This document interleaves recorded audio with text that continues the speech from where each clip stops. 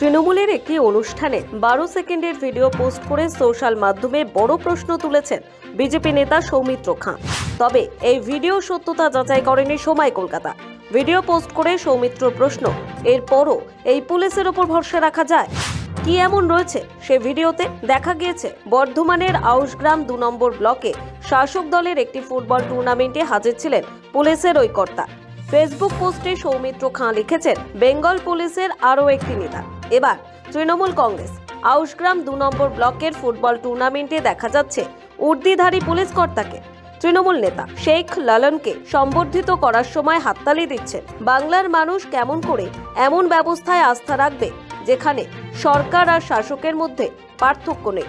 সৌমিত্র বলেন, পশ্চিমবঙ্গের পুলিশের প্রতি বাংলার মানুষের কোনো আস্থা নেই, কারণ শাসক দলে দলদাসে পরিণত হয়েছে এই পুলিশ। মুহূর্তের মধ্যে সেই ভিডিও নিয়ে শুরু হয়েছে চর্চা, যদিও পাল্টা দিয়েছে শাসক শিবিরও। এর আগে মালদহের মানিকচক থানার আইসিকে দেখা গিয়েছিল শাসক দলের অনুষ্ঠানে। আবার আসানসোলের বারাবণী থানায় তৃণমূলের ব্লক সভাপতির জন্মদিন পালন করার অভিযোগ উঠেছিল ওসির বিরুদ্ধে। ভাইরাল সেই ভিডিও নিয়ে সে সময় বড় প্রশ্ন তুলেছিলেন বিরোধী দলনেতা শুভেন্দু অধিকারী। এবার শাসক দলের অনুষ্ঠানে পুলিশের কর্তা, মঞ্চে বসে হাততালি দিচ্ছেন তিনি। ভিডিও পোস্ট করলেন বিজেপি নেতা সৌমিত্র খাঁ। চর্চা তুঙ্গে। ব্যুরো রিপোর্ট, সময় কলকাতা।